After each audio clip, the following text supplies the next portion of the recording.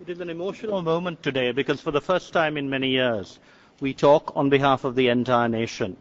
All our Tamil citizens as well as our Muslims and Sinhalese are represented by us today. It is also important because we have recognized the importance of our friends who have understood our situation and have helped us.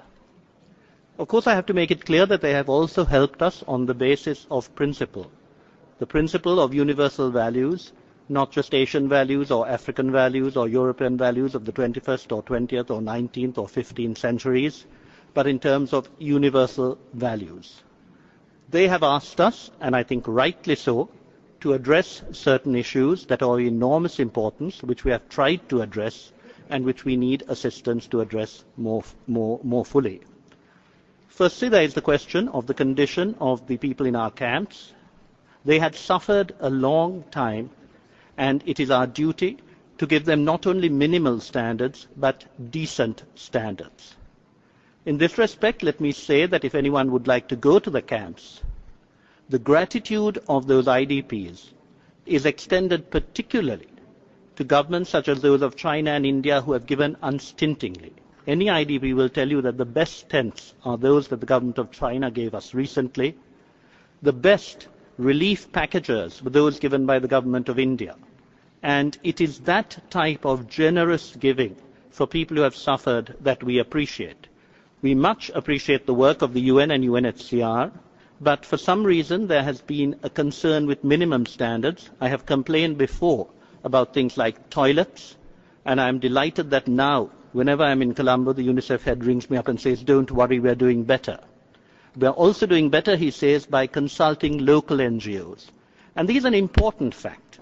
At a meeting chaired by His Excellency the President, local NGOs made the fact that they were being squeezed out by a system that had been put in place. The Deputy Head of OCHA, with whom I had a long discussion, said that perhaps they had been approaching Sri Lanka in the wrong way, thinking that we were helpless.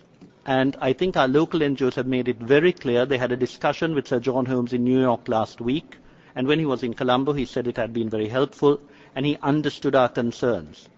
Mr. President, we need to build our own capacity, and we intend to do so. We would welcome the assistance of the UN, but we need to monitor and make sure that there is not a cascading effect of people who are making money from us. We want NGOs who bring aid, and many have done a wonderful job.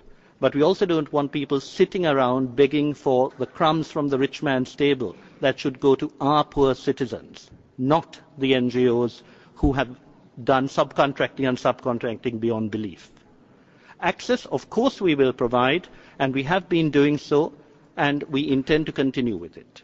Two more things I should just mention very quickly. It was asserted that we should start discussions with Tamil parties. Mr. President, it is vital that we do so, but we have done so in the past. Now the Tamil parties can speak out more forcefully because they are rid of the fear of terror.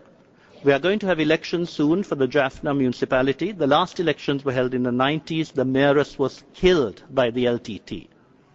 It was impossible after her successor too was killed for the municipality to function. We can restore democracy now. I was horrified today to hear one delegation privileging Mr. Padmanathan. He is a criminal wanted by Interpol. And to bring his name up here as someone we should be negotiating with shows the contempt in which some countries hold the elected Tamil representatives of our people with whom we will work. We would like to say that if this session is intended to make suggestions about resurrecting the LTT, we do not want it. It is about humanitarian assistance for the Tamil people, and we really welcome the assistance of our friends who have stood by good standards, swift rehabilitation and return, and a decent political settlement that will encompass all our people.